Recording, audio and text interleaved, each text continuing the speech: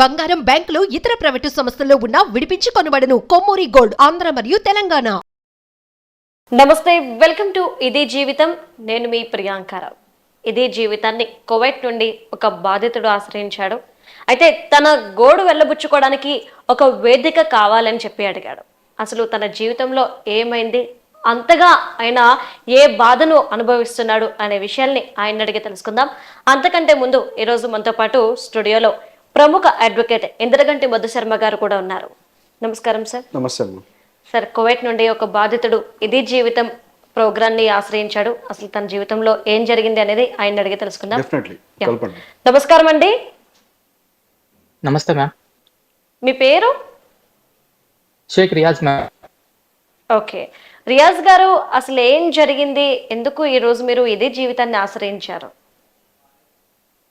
Ma'am, మేము ప్రేమించి పెళ్లి చేసుకున్నాను. ఓకే. హలో మ్యామ్, నేను ప్రేమించి పెళ్లి చేసుకున్నాను. ఇంకా ఆమె వచ్చి నేను కువైట్ లో ఉంటే 14 నెలల తర్వాత ఆమె మగ బిడ్డని జన్మనిచ్చింది మ్యామ్. ఫిబ్రవరి 2వ తేదీన మగబిడ్డ పుట్టడం జరిగింది. నేను ఫిబ్రవరి 6వ తేదీన ఇండియాకి రావడం జరిగింది మ్యామ్.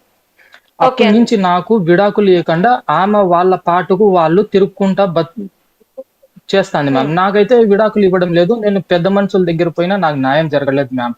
నా తరపున ఎవరైనా పోయి అడుగుదామంటే మాట్లాడదామంటే ఎవరు ఆమె రెస్పాన్స్ కావడం లేదు. ఇంటికాడ ఉంటుంది కానీ నేను వేరే ఊర్లో ఉన్నాను, నేను ఇంటికాడ లేను అని చెప్పి మాట చెప్పి తప్పించుకొని తిరుగుతాను మ్యామ్. ఓకే, అంటే ఎన్నాళ్ళు ప్రేమించుకున్నారు? మీరేమో వేరే ఎక్కడో ఉంటున్నానంటున్నారు. ఎలా మీ ప్రేమ వ్యవహారం ఎలా నడిచింది, ఎప్పుడు స్టార్ట్ అయింది? 2013 ఎండింగ్ లో మేమిద్దరం ప్రేమించుకోవడం స్టార్ట్ చేసినాం మ్యామ్. 2014 లో వాళ్ళ పెద్ద మనుషుల ముందర నేను పోయి మీ అమ్మాయిని ప్రేమించినాను, నన్ను ఇచ్చి పెళ్లి చేయండి అని అడగడం జరిగింది. వాళ్ళేమో నీ దగ్గర డబ్బు లేదు, ఇప్పుడు నీ వయసు తక్కువ కదా, నువ్వు కోయేట్కి వెళ్ళి 4 రూపాయలు సంపాదించుకొని వస్తే నేను మా అమ్మాయిని ఇచ్చి నీకు పెళ్లి చేస్తామని మాట ఇచ్చినారు మ్యామ్.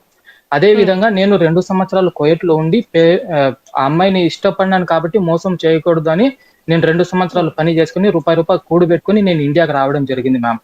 వచ్చిన తర్వాత ఆ ఊరి పెద్ద మనుషులతో మాట్లాడి మా ఇద్దరికి పెళ్లి చేసినారు. ఏ ఇయర్ లో మీ పెళ్లి జరిగింది? 2017 ఆగస్ట్ 11 or 12 డేట్ కి మ్యారేజ్ అయింది మ్యామ్. ఈ బేబీ ఎప్పుడు పుట్టారు, ఏ ఇయర్ లో? 2022 మ్యామ్. 2021 అయిపోయింది ఆడికి. 2022 ఫిబ్రవరి 2వ తేదీనేమో ఆమె బిడ్డకి జన్మనిచ్చింది. నేను ఫిబ్రవరి 5వ తేదీన ఫ్లైట్ ఎక్కి 6వ తేదీకి నేను ఇండియాలో ల్యాండ్ అయినాను మ్యామ్. ఓకే, అంటే మీరు ఆ పాటకి ఆమె ప్రెగ్నెంట్ అని తెలియడానికి ముందే మీరు కువైట్ వెళ్ళిపోయారు, అంతేనా? అవును మ్యామ్, అవును మ్యామ్. లాక్డౌన్ టైంలో నేను కువైట్కి వచ్చినాను. అడ్వకేట్ గారు, ప్రస్తుతం ఆయన సిచ్యువేషన్ మీరు విన్నారు కదా, మీరేమంటారు? రియాజ్ గారు సార్, ఇప్పుడు మీ ప్రేమ వ్యవహారం అంతా ఇంట్లో చెప్పి మీ పెద్ద మనుషుల సమక్షంలో చేసుకున్నప్పుడు అప్పుడు ఆమెకి మీరు చెప్పారా మీరు కువైట్ వెళ్తున్నాను సంపాదించడం కోసమని? అవును సార్. అంటే మేము పెళ్లి కాకముందేనే ఆమెతో మాట్లాడుకుని నేను కువైట్కి వచ్చినాను సార్. పెళ్లి కాకముందే మీరు ఆమెతో మాట్లాడుకున్నారు? ఓకే, అవును సార్. మీది లవ్ మ్యారేజా?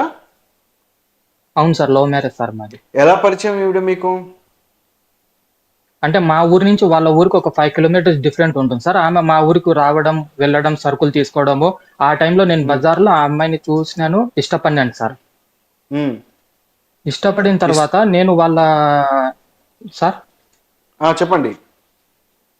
నేను ఇష్టపడిన తర్వాత నేను వాళ్ళ పేరెంట్స్ తో మాట్లాడినాను సార్. మాట్లాడిన తర్వాత వాళ్ళు నీ దగ్గర ఏముండదు, మా అమ్మాయిని నీకు ఇవ్వాలంటే నువ్వు ఏదో ఒకటి సంపాదించాలి కదా, ఇప్పుడు నువ్వు ఈ వయసులో నీకు పెళ్లి చేస్తే ఇబ్బంది పడతారు మీరు ఇద్దరు అని చెప్పి మా పెద్ద మనుషులతో వాళ్ళ పెద్ద మనుషులు కూర్చొని మాట్లాడుకుని నాకు 2 years వరకు బయట దేశానికి పంపించేసినారు సార్. 2 years తర్వాత నీకు అదే అమ్మాయి 17 సార్. 17 లో మీరు 17 సంవత్సరాలకి లవ్ చేశారు. ఆ అమ్మాయి వయసు ఎంత అప్పుడు? నా ఏజ్ 16 సార్. 16 అంటే మీరు ఆ ఏజ్ లో అంటే ఇప్పుడు మీరు ఆ ఏజ్ లో లవ్ చేస్తారు, అదే ఆ వయసులో మీరు ప్రేమించుకున్నారు కాబట్టి మీకు సంపాదన లేదు, మీరు ఆర్థికంగా స్థిరపడలేదు.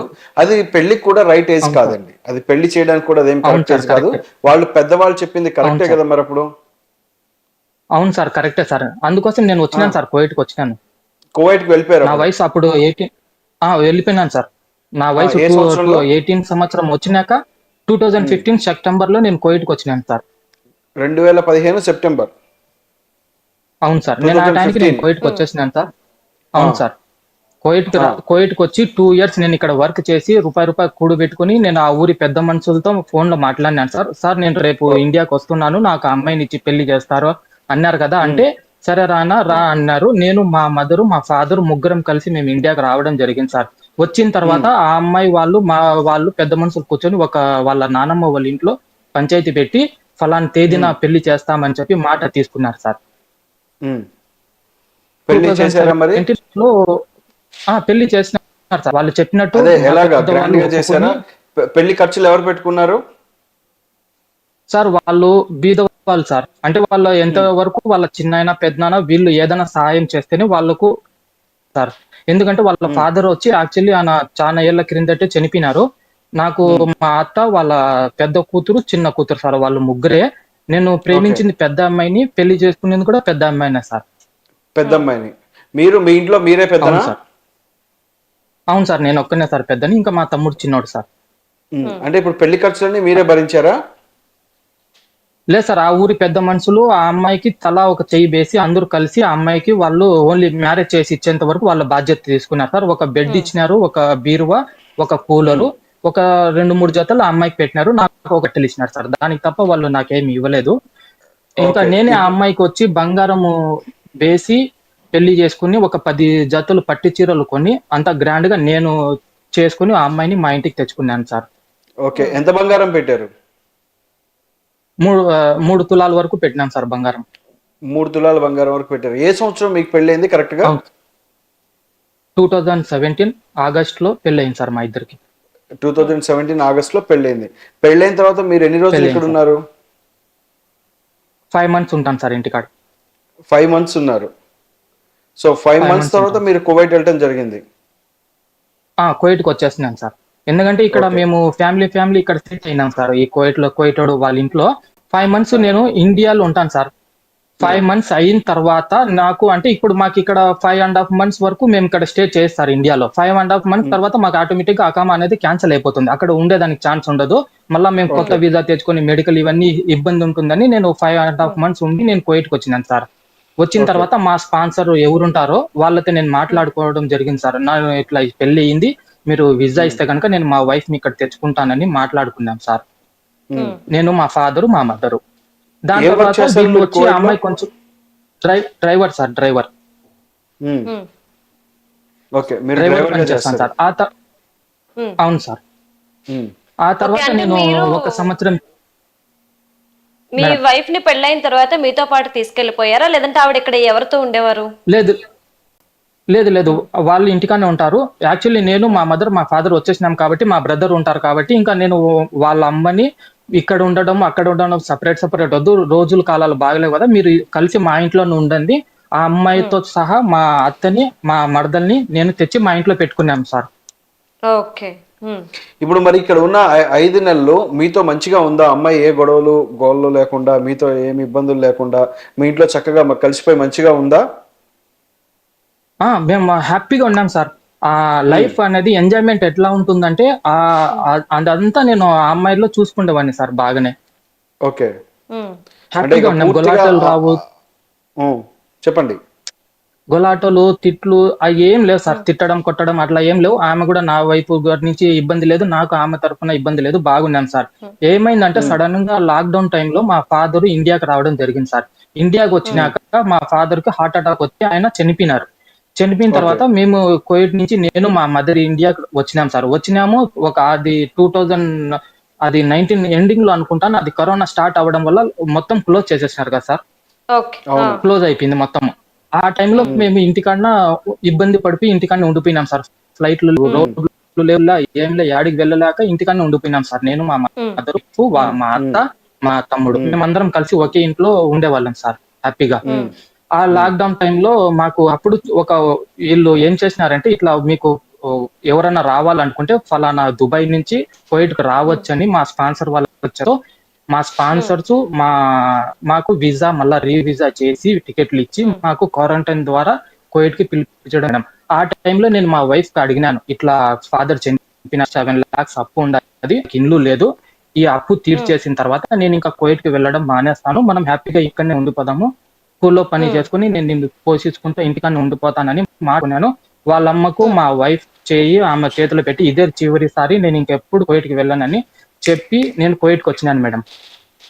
ఆ టైంలో మాకు ఇన్ని సంవత్సరాలైనా అంటే ఒక 2017, 18, 19 వరకు మాకు పిల్లలు పుట్టలేదంటే ఈమెకు నేను అన్నాను, పిల్లలు పుట్టకపోని నాకు అనవసరము, నువ్వు నాతో ఉంటే చాలు అని చెప్పి మేము ఎవరన్నా పిల్లలు అనాథాశ్రమంలో ఎక్కడంటే అక్కడ వదిలేస్తా అంటారు కదా, అలాంటి పిల్లల్ని మనం దత్తత తెచ్చుకుందామని కూడా మాట్లాడుకునే వాళ్ళం సార్. ఏ రోజు కూడా ఈమెకు విడాకులు ఇచ్చేయాలా, మేము ఇంకో పెళ్లి చేసుకోవాలని ఏ రోజు కూడా మేము కల్లో అనుకోలేదు మేడం. ఇద్దరం హ్యాపీగా ఉన్నాం మేడం. ఒక సందర్భం వచ్చింది, ఒక డేట్ అనేది ఆమెకు చేంజ్ అవడంతో కొంచెం హ్యాపీగా ఫీల్ అయినాం మేడం. ఫీల్ అయ్యి మళ్ళీ మరుసటి నెలలో ఆమెకు మళ్ళా కడుపు అనేది వెళ్ళిపోయిన తర్వాత డాక్టర్ కి మీట్ అయినాను.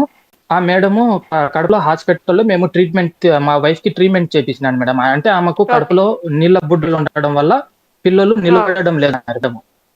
నీటి బుడగలు. దాని తర్వాత నీటి బుడగలు ఉండడం వల్ల పిల్లలు నిలబడడం లేదు అంటే మళ్ళీ ఆమె మేడం చేసినారు. ఒక 4 months 5 months వరకు ట్రీట్మెంట్ జరిగింది లాక్డౌన్ టైంలో. ఆ తర్వాత ఈమెకు నేను దుబాయ్కి వచ్చేటప్పుడు ఆమెకు 2 నెలలు గర్భవతి మేడం. ఓకే, మీరు దుబాయ్కి వెళ్తున్నప్పుడు 2 months ప్రెగ్నెంట్. అవును మేడం. ఓకే, మీరు మొదటిసారి ప్రెగ్నెంట్ మేడం. అవును. ఓకే, అంటే లాక్డౌన్ తర్వాత అంటే లాక్డౌన్ మధ్యలోనే మేము వచ్చేటప్పుడు. Okay madam.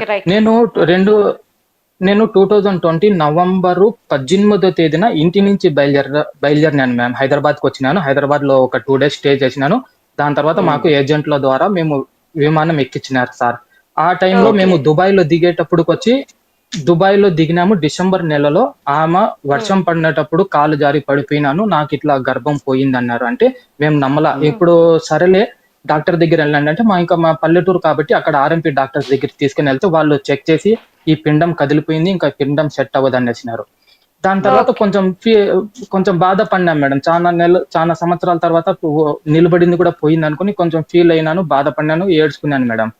దాని తర్వాత ఇంకా నేను రియాజ్ గారు సార్ ఆర్ఎంపీ డాక్టర్ గారికి చూపించుకున్నారు కానీ గైనకాలజిస్ట్ దగ్గరికి ఎవరు వెళ్ళలేదా? లేదు సార్, అది లాక్డౌన్ టైం కదా సార్, వెళ్ళలేదు సార్. మేము డైరెక్ట్ గా మాకు ట్రీట్మెంట్ చేసిన ఆ డాక్టర్ తో కన్సల్ట్ అయ్యి మాట్లాడినాం సార్. ఆ స్లిప్పులు వాళ్ళు ఇచ్చిన స్లిప్పులు మేము మేడం కి పెట్టినాం. మేడం ఈ విధంగా చెప్తున్నారు, నిజమా అబద్ధం అంటే ఆ మేడం కూడా ఒక తూరి పిండం కదిలిపోతే అది మళ్ళీ జాయింట్ అయ్యే ఛాన్స్ అయితే లేదు, వెళ్ళిపోయింది తమ్ముడు అని ఆ మేడం కూడా మాతో చెప్పడం జరిగింది. గర్భం పోయింది ఆవిడకి. గర్భం పోయింది సార్. ఇంకా అప్పుడు వచ్చి అప్పుడు సడన్ గా ఒక రోజు డిసెంబర్ నెలలో, జనవరి స్టార్టింగ్ నెలలో వచ్చి మా వైఫ్ వాళ్ళ అంటే మా అత్తగారు, మా వైఫ్, మా నాన్న తరపున ఉండే బంధుత్వం వాళ్ళు ఇల్లు సడన్ గా ఒక రోజు గొలాటలు పడి కొట్టుకున్నారు, అరుచుకున్నారు, తిట్టుకున్నారు రోడ్ల పైన. ఆ టైంలో ఈమె నాకు ఫోన్ చేసింది. నేను దుబాయ్ లో ఉన్నాను, క్వారంటైన్ లో ఉన్నప్పుడు, సార్ ఈ విధంగా నేను కొట్టుకుంటానా అరుచుకుంటానాము, నేనేమో ఇక్కడ కింద పడి నాకు కడుపు పోయి నేను బాధపడుతుంటే మీ నాయన వాళ్ళ బంధువులు వచ్చి నన్ను అరుస్తున్నారు, పెడుతున్నారు, నేను ఇక్కడ ఉండను, నేను మా అమ్మోళ్ళ ఇంటికి వెళ్ళిపోతానని మాతో చెప్పడం. మా అమ్మ కూడా దానికి ఒప్పుకునింది. సరే అమ్మ నువ్వు మీ అమ్మోళ్ళ ఇంట్లో ఉండు కొద్ది రోజులు, ఈ సరళ పడినాక మళ్ళీ ఉందురు అన్నారు. సరే వాళ్ళ భార్యని తీసుకొని వాళ్ళ ఇంటికి వెళ్ళడం జరిగింది మ్యామ్. అంటే వాళ్ళు వెళ్ళిపోయినారు. ఇంకా అక్కడే ఉండింది. అక్కడి నుంచి ఇంతవరకు నా ఇంటికి గాని రాలే మేడం. అప్పుడు వెళ్ళిపోయిన ఆవిడ ఇంతవరకు మా ఇంటికి రాలే. అంటే ఏ కారణంతో వెళ్ళింది ఆమె చెప్తోందా మీకు? మీ దగ్గర నుంచి ఎందుకు దూరం జరగాలనుకుంటుంది అనేది మీకు ఆమె చెప్తోందా ఆవిడ? కారణం అయితే ఏం చెప్పలేదు సార్. ఆ గొలాట జరిగింది కదా, ఆ గొలాట వల్ల నేను మా అమ్మోళ్ళ ఇంట్లో ఉంటాను, నువ్వు ఇండియాకి ఎప్పుడు వస్తావో అప్పుడు మనం ఇద్దరం కలిసి మీ ఇంటికి వస్తాను, అంతవరకు నేను రానని సార్. అంటే ఇప్పుడు ప్రెగ్నెంట్ కి రీజన్ ఎవరు అనేది ఆవిడ ఏమైనా చెప్పారా? అలానే మీకు ప్రెగ్నెంట్ అని చెప్పేసి మళ్ళీ ఎప్పుడు చెప్పింది ఆవిడ? నాకు 2021 ఎండింగ్ నెల మేడం, డిసెంబర్ 10వ తేదీన చెప్పింది మేడం. ఇట్లా నేను ఇన్ని రోజులు అది అంటే మేము నమాజ్ చదువుకొని దువా చేసుకోవడం వల్ల దేవుడు మనకు మళ్ళా బిడ్డని ఇచ్చేసినాడు అని చెప్పడంతో నాకు కొంచెము ఆలోచన అనేది మొదలైంది. నేను రావడం ఏపో 11 సంవత్సరం అవుతుంది, ఇప్పటికేమో ఈమె బిడ్డని ఇస్తున్నాడు అంటే దేవుడు అనుకుని మేము నమ్మలేదు సార్. నమ్మలేకుండా మళ్ళీ నాకు ఎప్పుడు ట్రీట్మెంట్ చేసినారో ఆ మేడంకి మళ్ళీ నేను కడపకు ఫోన్ చేసి, మేడం ఈ వాదిరిగా అంటుంది, ఇది నిజమా ఆపద్దమా అని అడిగితే ఆయన మేడం అన్నారు, ఒక తూరి కదిలిపోతే కనుక ఆ పిల్లలు పుట్టే ఛాన్స్ లేదు, అదంతా ఆపద్దము, నిన్ను భయపడిస్తుంది, నీ పని అయినాక నువ్వు ఎప్పుడు ఇంటికి వస్తావు రాయనైనా, ఒకతూరి మళ్ళా మనం చెక్ చేద్దాము అని ఆ మేడం డాక్టర్ గారు మాతో చెప్పడం జరిగింది మేడం. నేను నమ్మలా, నేను అట్లే ఉండిపోయినాను మేడం. రాకుండా ఇంటికి రాకుండా నేను ఉండినాను. ఇది నిజమా ఆపద్దమా అని తేల్చుకున్నాకే వద్దామని నిర్ణయించుకున్నాను. జనవరి నెల వచ్చింది, 2022 జనవరి నెల వచ్చినా కూడా ఈమెకు డెలివరీ కాల. అప్పటికి నాకు ధైర్యం వచ్చేసింది, అంటే ఆపద్దం చెప్పింది, నన్ను వెంటనే ఇండియాకి రప్పించాలని ఈ విధంగా అనుకున్నాం సార్. కానీ ఫిబ్రవరి 2వ తేదీన డైరెక్ట్ గా ఒక మగ బిడ్డకు జన్మనిచ్చి ఫోటో పెట్టేసింది. ఓకే, అంటే ఇప్పుడు ఆవిడ చేసిన మోసానికి దేవుడి పేరు చెప్పి తప్పించుకోవాలనుకుంది మీ దగ్గర. అవును సార్. తర్వాత ఎప్పుడు తెలిసింది మీకు ఆ టైంలో నేను అప్పుడు నాకు ఒక ఐడియా వచ్చింది మేడం. నేను గనక అప్పుడు ఆ టైంలో డిసెంబర్ నెలలో కనుక నేను ఇండియాకి వచ్చింటే గనక ఆ సంవత్సరానికి ఆ పిల్లోడి పుట్టిన తేదీకి ఆ బిడ్డ నాది అని నమ్మాల్సిన పరిస్థితి. నేను సంవత్సరం దాటిపోయి ఫిబ్రవరి అంటే అప్పుడు 14 months అవుతుంది కదా మేడం, అట్లా నేను రాకుండా ఉండిపోయినాను. 14 months తర్వాత నేను ఇండియాకి వచ్చినాను మ్యామ్. ఇండియాకి వచ్చినాక నేను ఫస్ట్ వాళ్ళ ఇంటికి పోయినాక వాళ్ళ అమ్మ వాళ్ళ అందరూ ఉన్నారు ఇంట్లో, మంచితనంగా పోయినాను. ఆమె బెడ్ మీద పనుకొని ఉండాది సార్. పోయినాక ప్రేమతో మాట్లాడినాను, పక్కన బిడ్డను చూసినాను, అంటే తొంగి చూడలా, ఎత్తుకోలా సార్, పక్కన చూసినాను, బిడ్డ పనుకొని ఉన్నాడు.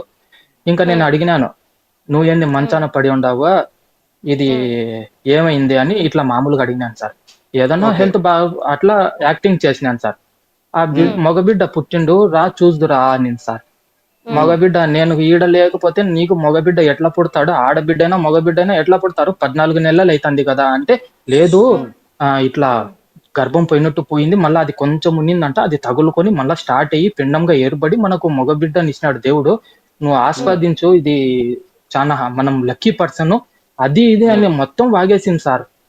నేను అవన్నీ నమ్మకుండా అవన్నీ పక్కన పెట్టి ప్రేమతో అడిగినాను సార్, నిజం చెప్తావా లేకపోతే నేను పోయి నలుగురిలో పెద్ద మనుషులు పంచాయతీ పెట్టమంటావా అంటే, నువ్వు ఏదన్నా చేసుకో, ఇది నిజమే అని సార్. మళ్ళీ ఇంకొకరు కూడా కన్ఫర్మేషన్ కోసం అడిగినాను, ఎందుకంటే ఒకవేళ పడి నిజం ఉంటే ఏదన్నా తప్పుడు పని జరిగింటే దాన్ని కప్పు చేసి సాంగ్యం చేసుకుని ఒక 40 రోజుల తర్వాత ఆ బిడ్డకు సాంగ్యం చేసుకుని నేను మా భార్యని తీసుకుని మళ్ళీ కాపురం చేసేద్దాము, ఇంతటితో ఇది క్లోజ్ చేద్దామని నేను ఆలోచించుకున్నాను మేడం. కానీ ఆమె ఏం చేసిందంటే, నువ్వు ఏదన్నా చేసుకో, ఈ బిడ్డ నీకే పుట్టిండు అని ఎప్పుడు బలవంతం చేసి చెప్పిందో మేడం, నేను మరుసటి రోజు మా ఊరికి వచ్చి మా పెద్ద మనుషులందరినీ ఒక చోట చేరుకొని ఆ పెద్ద మనుషుల ద్వారా వాళ్ళ ఊరికి వెళ్ళడం జరిగింది మేడం. వాళ్ళ ఊరికి పోయిన తర్వాత వాళ్ళందరూ నలుగురు కూర్చొని పెట్టి అడిగితే కూడా ఆమె ఒకే మాట చెప్పింది, ఈ బిడ్డ ఆ మగుడికి సంబంధం అని. ఎంతసేపు అన్నా కూడా అదే మాట చెప్తానే ఉండడం వల్ల ఇంకా మేము పోలీస్ స్టేషన్ లో, అంటే వాళ్ళ పెద్ద మనుషులు పోలీసులకు మేము ఫోన్ చేస్తాము, దీనికి పరిష్కారం వాళ్ళే చెప్తారని భయపడిచ్చినారు. భయపడిచ్చిన తర్వాత కూడా ఆమె భయపడలా సార్, కావాలంటే DNA టెస్ట్ చేయించుకోపోండి, నాకేం అభ్యంతరం లేదు అనే మాట చెప్పుకొని వచ్చింది. మిమ్మల్ని బెదరగొట్టింది ఆవిడ. అవును సార్. కానీ ఏమో తెలియదు ఏంటంటే, ఆ పక్క నుండి వాళ్ళు చెప్పడం జరిగింది సార్, ఒకవేళ పడి DNA టెస్ట్ చేపిస్తే కనుక నిజం తెలిసి కనుక నిన్ను ఊర్లో ఉన్నీరు, కుక్కను కొట్టినట్టు కొట్టి తరమేశారు బయటికి అని ఆ పెద్ద మనుషులు భయపడిచ్చినారు సార్. ఆ ఊరి పెద్ద మనుషులు భయపడిచ్చిన తర్వాత ఆమె నాకు ఒక 10 minutes టైం ఇవ్వండి, నేను మాట్లాడుకొని నిజం చెప్తాను అని చెప్పి ఆమె ఒక ఇంట్లోకి వెళ్ళడం జరిగింది సార్. అంటే వాళ్ళ ఇంట్లోకి వెళ్ళింది, పక్కింట్లోకి పోయిన తర్వాత వాళ్ళ ఊరి ఒక మనిషికి పిలిచి చెప్పింది, ఏవండి నేను ఈ మాదిరిగా తప్పు అయిపోయింది నా వల్ల, పోయి మీరే ఏదో ఒకటి చెప్పండి అంటే, ఆ పెద్ద మనిషి మహానుభావుడు వచ్చి ఆడ గట్టిగా కేకలేసి ఊరంతా ఇన్పడేట్టుగా వాగి చెప్పేసినాడు మేడం. అంతే నిజం తెలిసినప్పుడు ఆయన గమ్మున ఉండకుండా ఆయన చేతులు ఎత్తి ఊరంతా అర్థమయ్యే మాటలు చెప్పేసినాడు మేడం. అప్పుడు చచ్చిపోయినాను మేడం, నిజంగానే పరువు అంతా. బాధపడకండి, ఇప్పుడు జరగాల్సింది అయిపోయింది. ఎవరు ఇంతకీ ఈ పని చేసింది మీకు తెలిసిన వాళ్ళేనా, మీరు వెళ్ళిన తర్వాత ఎవరు తనతో రిలేషన్ లో ఉంది? ఆమె అంటాంది మా బ్రదర్ అని చెప్పింది మేడం. ఏది మీ సొంత బ్రదర్ తోనా? అవును సార్, సొంత బ్రదర్ తోనే నేను ఈ విధంగా ఉన్నాను అని ఆమె ఒప్పుకోవడం జరిగింది సార్. ఇంకా నేను ఆమెకు ఒక దెబ్బ కొట్టినాను చంపా పైన, పక్కకు వచ్చేసిన తర్వాత ఈ పెద్ద మనిషి ఊరంతా చెప్పేసి పరువు తీసేసినాడు ఊర్లో. ఇంకా వీళ్ళు మా తమ్ముడిని పిలిచినారు సార్. పిలిచినాక నిలబెట్టి మా తరపున వచ్చిన 2 పెద్ద మనుషులు, ఆ ఊరి తరపున నిలబడిన 2 పెద్ద మనుషులు నలుగురికి పోయి ఆ పిల్లని అడిగితే వాడు ఇట్లా మేము కలిసినాము అని వాడు ఆడ ఒప్పుకున్నాడు సార్. ఆడ ఒప్పుకున్న తర్వాత ఆ నుంచి పెద్ద మనుషులు ఒకే డైలాగ్ సార్, ఏమిలా మీరు చేసిన పాపం రా, నీ ఇంట్లో తప్పు పెట్టుకుని నన్నేందర మీరు అనుమానించది పోండి నుంచే అని ఇట్లా గెదురుకుండోళ్ళు సార్. అంటే వాడు తప్పు చేసినా ఇది తప్పు చేసినా కల్లి వల్లి ఈడు కట్టుకున్నాడేమో సంక నాకు పోవాలి సార్, వీళ్ళు చేసిన లుచ్చ పనికి. అంటే మీ తమ్ముడు వయసు ఎంత అండి ఆ రోజు ఈ ఇన్సిడెంట్ జరుగుతున్నప్పుడు? 17 మ్యామ్. 17 years మీ వైఫ్ వయసు? ఇప్పుడు నా వయసు 27 మ్యామ్, మా వయసు వచ్చి 26 మ్యామ్.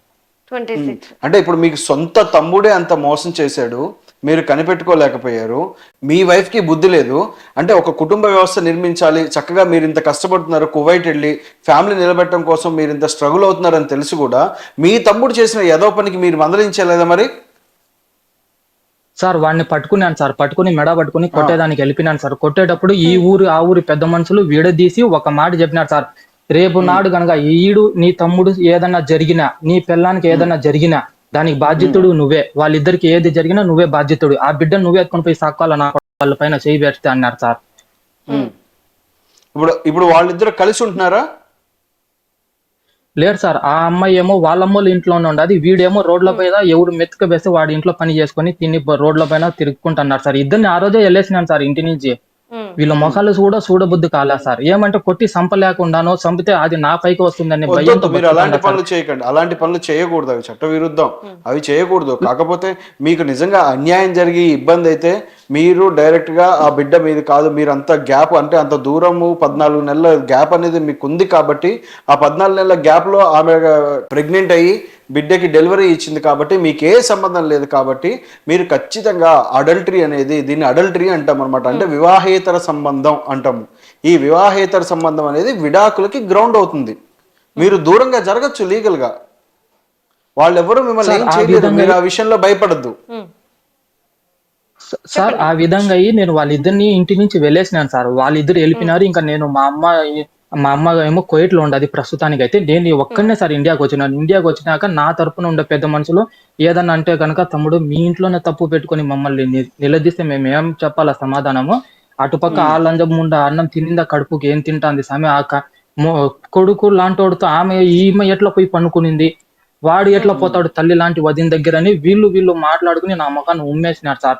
అట్లయి మాకు రంజాన్ నెల అనేది స్టార్ట్ అవుతుంది. ఇప్పుడు ఒక 1 వీక్ ఉండదు సార్. రంజాన్ నెల స్టార్ట్ అవుతుంది, గొలాటలు పంచాయతీలు ఏం పెట్టుకోకూడదు. రంజాన్ నెల తర్వాతనే ఏదైనా కూడా కానీ సెటిల్మెంట్, నీకు విడాకులు జరుగుతాయి తమ్ముడు, ఆ బిడ్డ తండ్రి ఎవరైతే వాడికి ఇచ్చి పెళ్లి చేస్తామో అని పెద్ద మనుషులు నిర్ధారించినారు సార్.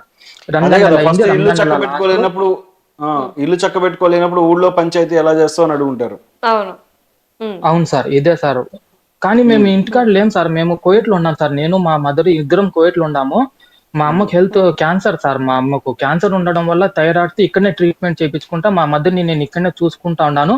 ఇంటికాడ వాళ్ళని కూడా చూసుకుంటున్నాను సార్. కానీ వీళ్ళు ఇద్దరు వెనకాల నా ఇంత పెద్ద ఇది చేసి పెడతారని నేను కళ్ళ కూడా అనుకోలేదు సార్. అంతే కదా, భారీ మోసం కదా మీ వెనకాల. ఇది ఒక రకమైన కుట్ర, భారీ మోసం. ఇప్పుడు నీ జీవితాన్ని నాశనం చేశారు. ఇప్పుడు వాళ్ళ క్షణకాలం సుఖం కోసం ఇక్కడ నీ నిండు జీవితాన్ని నాశనం చేశారు. పైపెచ్చు ఆ అమ్మాయి పూర్తిగా తన వివాహ బంధాన్ని తుంచుకునేంత దూరం వెళ్ళిపోయింది. ఆ క్షణకాల సుఖం కోసమే వీళ్ళు జీవితాలు నాశనం చేశారు. కానీ సార్ ఇక్కడ జీవితాన్ని నాశనం చేసుకున్నారు పక్కన పెడితే, దగ్గర ఇద్దరికి 10 ఏళ్ల డిఫరెన్స్ కనిపిస్తుంది. 26 ఎక్కడ, 17 years ఎక్కడ? ఖచ్చితంగా కదా. ఇప్పుడు కానీ ఆ 10 years గ్యాప్ ఉంటే కొడుకు వరుస అవుతాడు ఒక రకంగా చెప్పాలంటే. అంటే ఖచ్చితంగా కొడుకు లాంటి వాడితో అట్లా కలవడానికి ఆమెకు అసలు ఎలా సిగ్గు ఎగ్గు లేదో ఎవరికి తెలియదు ఇంతవరకు. అంటే అంత నీచంగా కలవాల్సిన అవసరం ఏంటి? 100%. ఇప్పుడు నువ్వు ఒకటి గమనించి ప్రియాంక, చెప్పండి. అది ఆ ఊరు పెద్ద మనుషులు కూడా ఒకసారి ఆలోచించాలి సార్. ఒక ఆడది పిలవకుండా పోతేనే ఒక మొగుడు ఎట్లా పోతాడు సార్? సరే, ఒక ఆడది పిలిచింది కదా, ఈ నా కొడుకు మాకన్నా చెప్పాలి సార్. అన్న వదిన ఇట్లా చేస్తాంది, నువ్వు ఇంటి కాడు వచ్చే, నువ్వు కువైట్కి ఇండియాకి వచ్చే ఈడు చెప్పలా, నీ తమ్ముడు ఇట్లా నాతో ప్రవర్తిస్తున్నాడని ఈమె కూడా నాతో ఏం చెప్పలా సార్. కానీ సడన్ గా అనుకొని చేసినప్పుడు మీకెందుకు చెప్తారు? మీకు అర్థమవుతుందా రియాజ్ గారు? వాళ్ళిద్దరు అనుకొని చేసినప్పుడు మీకెందుకు చెప్తారు సార్? కానీ ఈమె వచ్చి వాళ్ళమ్మోళ్ళ ఇంట్లో ఉండదు సార్.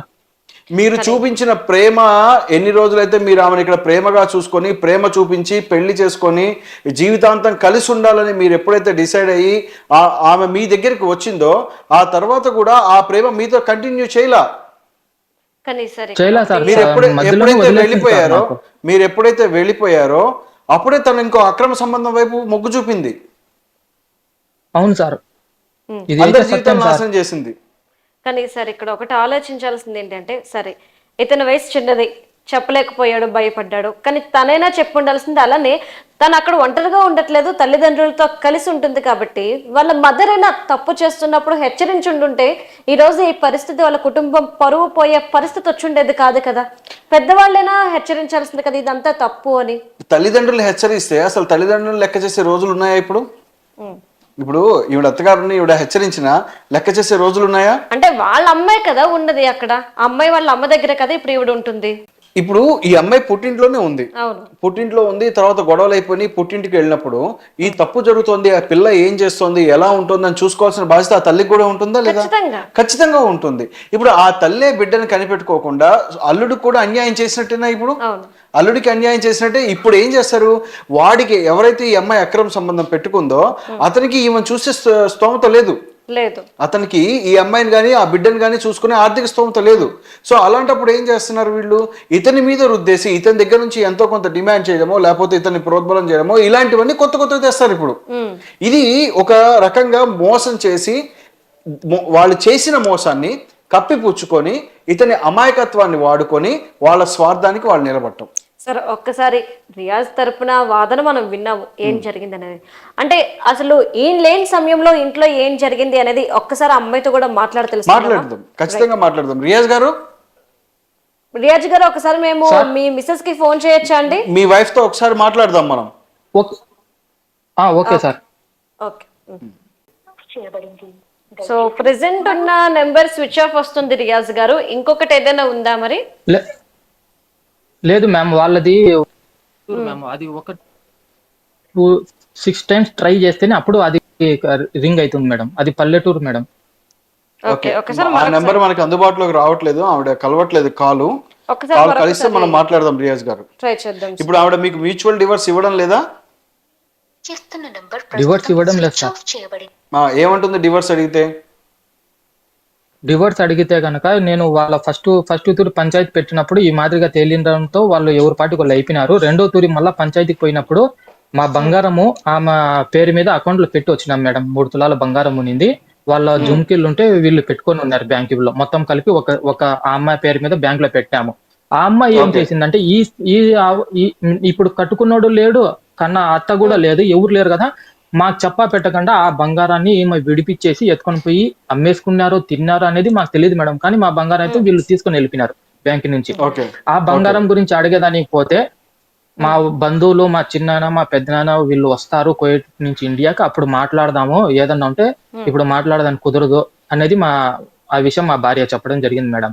మళ్ళా మేము మా ఊరి రెడ్డిస్ దగ్గరికి వెళ్ళి, అంటే వాళ్ళు పార్టీ వాళ్ళ దగ్గరికి వెళ్ళి ఈ మాదిరిగా మా గోడు వాళ్ళకి వినిపించుకొని నేను మా మదరు అప్పుడు వాళ్ళ ఊరి తరపున పెద్ద మనుషులతో ఫోన్ లో చేసి మాట్లాడితే, సార్ ఆ అమ్మాయి చేసింది తప్పు కాబట్టి మేము ఆ అమ్మాయి తరపున నిలబడి మాట్లాడడానికి మా ముఖం లేదు, మేమేం చేయలేము, వాళ్ళు రారు, వాళ్ళు ఆడోళ్ళే, మగోళ్ళు ఎవరు లేరు ఆ ఇంట్లో, ఆ పిల్లోడికి ఇష్టం వచ్చినట్టు చేసుకోమంటే ఆ పిల్లోడు చేసుకోవడం లేదు, మాకేం చేయమంటారు అని వాళ్ళు చెప్తున్నారు. సార్ నేను ఇప్పుడు పోయి దొంగ పెళ్లి చేసుకున్నాను, రేపు మళ్ళీ ఓళ్ళే కలిసి వచ్చి నన్ను కుక్కను కొట్టినట్టు కొడతారు సార్, ఇంటికాడికి వచ్చే నువ్వు ఎట్లా చేసుకుంటారా రెండో పెళ్లి అంటారు సార్. మీరేం భయపడకండి, అదే పడకండి. ఇప్పుడు మీకేం న్యాయం కావాలని మీరు ఆశ్రయించడం జరిగింది? సార్ ఆమె తీసుకొని వెళ్ళిపోయిన బంగారం కూడా నాకు వద్దు సార్, ఆమె ఇవ్వదు, నాకు అర్థం అయిపోయింది, నాకు విడాకులు కావాలి సార్. ఆమె నా తమ్ముడు పైన నింద మోపింది సార్.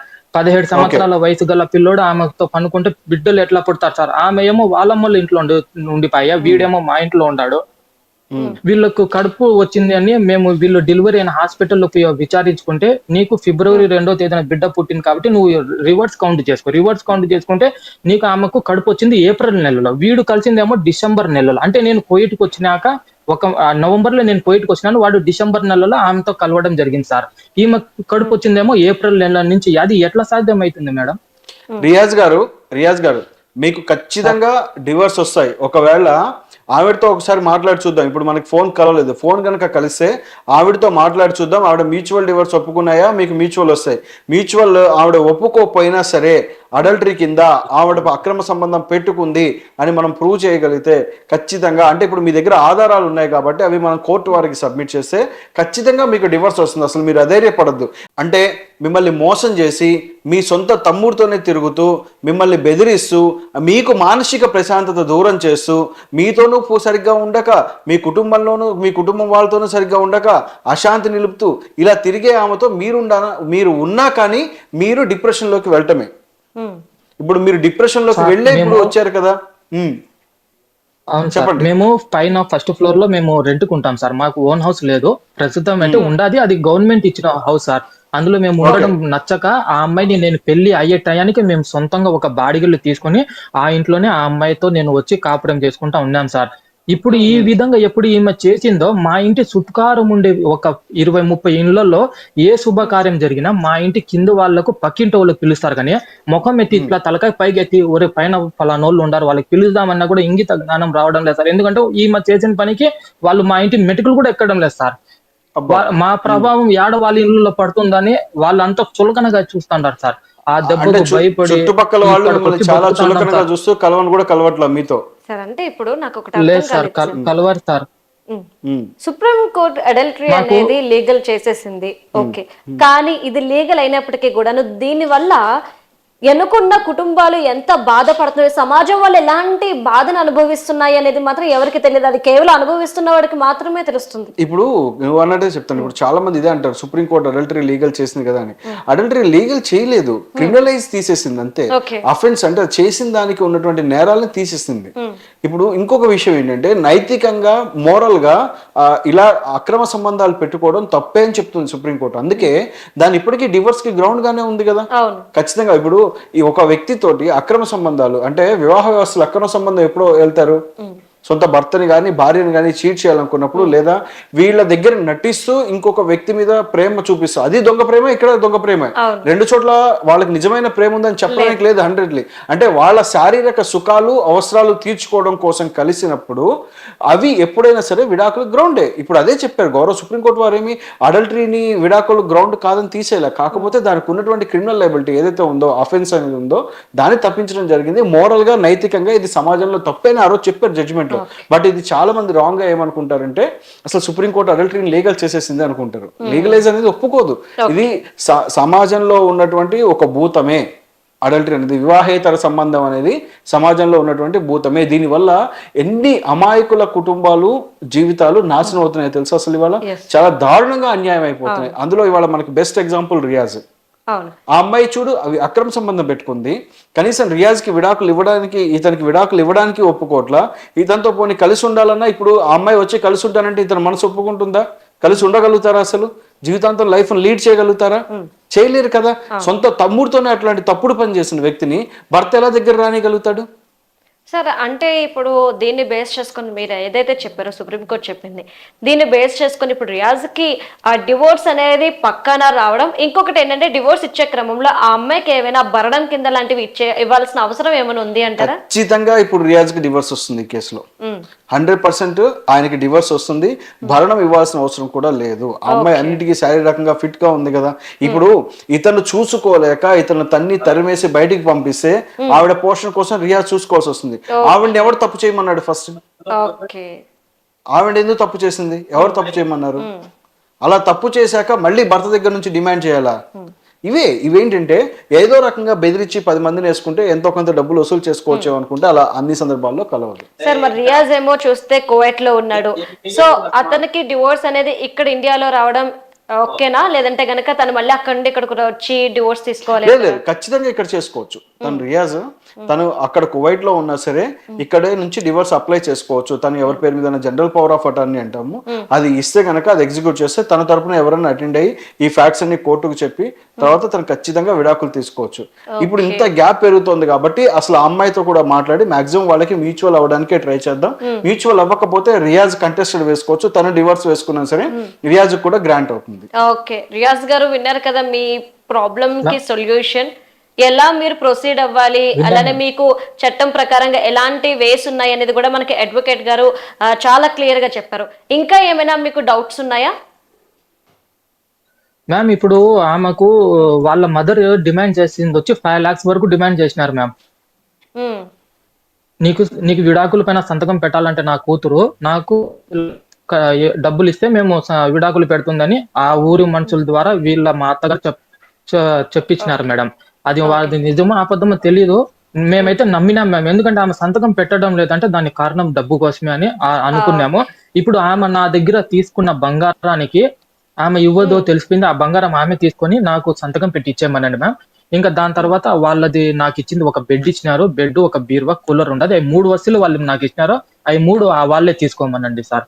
నాకేమొద్దు, నాకు విడాకులు ఇస్తే చాలు సార్. రియాజ్ గారు, మీరు ఒక్క రూపాయి ఇవ్వాల్సిన పని లేదు. మీరు ధైర్యంగా ఉండండి, అధైర్యపడద్దు. మీకు ఖచ్చితంగా ఈ కేసులో మీకు న్యాయం జరుగుతుంది. సార్ అంటే ఇక్కడ నాకు చిన్న డౌట్ వచ్చింది సార్. చిన్న డౌట్ ఏంటంటే సార్, ఇక్కడ పిల్ల వాళ్ళ అమ్మగారు 5 లక్షల రూపాయలు డిమాండ్ చేస్తున్నారంటే ఖచ్చితంగా వీళ్ళు డిమాండ్ చేసినంత కడితేనే సంతకం పెడతాను అంటున్నారు. ఇక్కడ ఆ అమ్మాయి సిగ్నేచర్ అనేది మెయిన్ అంటారా? ఇది ఇప్పుడు మ్యూచువల్ అయితే కనుక ఇద్దరిది కావాలి. ఇప్పుడు కంటెస్టెడ్, ఇప్పుడు రియాజ్ ఒక్కళ్ళే వేసుకున్నారు అనుకోండి, అప్పుడు ఏం చేస్తారంటే కోర్టు వారు అమ్మాయికి కూడా సమన్స్ ఇచ్చి అటెండ్ అవ్వమని, ఇందులో మీ భర్త పిటిషన్ వేశారమ్మా విడాకుల కోసము, ఇందులో అసలు నిజాలు ఉన్నాయా అబద్ధాలు ఉన్నాయా, నువ్వు కూడా కౌంటర్ దాఖలు చేయి దీనికి. సో ఇది మీ మ్యారేజ్ లో ఇంత తప్పు జరిగింది అని చెప్పేసి ఆయన కోర్టు వారిని ఆశ్రయించి విడాకులు అడగడం జరిగింది అని చెప్పి అప్పుడు అమ్మాయికి సమన్స్ ఇస్తారు. సమన్స్ ఇచ్చాక తను కంటెస్ట్ చేయలేదు, తను వచ్చి గనక కోర్టు ముందు అపీల్ అవ్వకపోతే గనక రియాజ్ గారికి ఆబ్వియస్లీ డివోర్స్ వస్తాయి, ఖచ్చితంగా వస్తాయి. ఇప్పుడు ఆ అమ్మాయి అపీల్ అయింది అనుకోండి, క్రాస్ ఎగ్జామినేషన్ మనం ఎవిడెన్సెస్ పెడతాము, క్రాస్ ఎగ్జామినేషన్ చేస్తాము, అప్పుడైనా వాళ్ళు దొరుకుతారు. సో ఆ సందర్భంలో అయినా సరే రియాజ్ గారికి విడాకులు వస్తాయి. ఓకే, ఎలా లేదన్నా గానీ రియాజ్ వైపు న్యాయం ఉంది కాబట్టి న్యాయం గెలుస్తుంది అని చెప్పేసి ఖచ్చితంగా గెలుస్తుంది. రియాజ్ గారు విన్నారు కదా, వాళ్ళు డిమాండ్ చేసినంత కూడా మీరు ఇవ్వాల్సిన అవసరం లేదు. ఎందుకంటే ఆల్రెడీ మీరు మోసపోయారు, మానసికంగా కృంగిపోయారు. కాబట్టి ఇప్పుడు ఆర్థికంగా కూడా మీరు డబ్బులు పెట్టాల్సిన అవసరం ఏ మాత్రం కూడా లేదు. మీరు కోర్టులో ఫైట్ చేసి మీరు డివోర్స్ తీసుకొని మళ్ళీ మీ హ్యాపీ లైఫ్ ని లీడ్ చేసే ఛాన్సెస్ ఉన్నాయి అంటూ కూడా మనకి అడ్వకేట్ గారు కూడా చెప్తున్నారు. ఓకే మ్యామ్, అట్లా కానీ అట్లే చేద్దాం మ్యామ్. మీరు చెప్పినట్టే చేస్తాను. నాకు విడాకులు ఇప్పిస్తే చాలు మ్యామ్. ఈ దీంట్లో నుంచి నేను గడ్డ పడితే చాలు మ్యామ్. వాళ్ళు ఖచ్చితంగా వస్తుంది రియాజ్ గారు, ఖచ్చితంగా వస్తుంది. మీకు ధైర్యంగా ఉండండి. ఓకే రియాజ్ గారు, చెప్పండి చెప్పండి చెప్పండి సార్. అది కాదు సార్, ఈ పెద్ద మనుషులు ఒక మాట అంటారు సార్, ఏదన్నా అంటే కూడా కానీ వాళ్ళు ఈ వీడియో చూస్తే చూడండి సార్, నాకేం భయం లేదు. ఎందుకంటే వాళ్ళ ఊర్లో 3 తూర్లు పంచాయతీ పోయినాను, 3 తూర్లు వాళ్ళు నా ముఖాన్ని ఉమ్మినా నేను ఒక్కరోజు కూడా నోటు తెరిచి అడగలేదు. కానీ ఇప్పుడు అడిగే ధైర్యం వచ్చింది సార్, నేను అడుగుతున్నాను సార్. వాళ్ళు ఎత్తుకొని పోయి ఆ బిడ్డని ఎవరికన్నా ఇస్తాము, నువ్వు ఎత్తుకొని పోయి ఏలుకో, ఆ బిడ్డ ఎక్కడ ఉన్నా కూడా నీకు అనవసరం తమ్ముడు, ఏలుకోమంటున్నారు సార్. మీ బ్రదర్ చేసినాడు కాబట్టి సార్. ఇప్పుడు నేను మా భార్యను తెచ్చి ఏలుకుంటే వాళ్ళ దృష్టిలో ఏమో నేను దేవుణ్ణి అవుతాను సార్, మా వీధిలో నాయేమో గాండు నా కొడుకునే అవుతాను సార్. ఈ మొత్తం నేను ఎట్లా కాపురం చేస్తాను సార్? అది కొంచెమన్నా ఆలోచించాలి కదా సార్.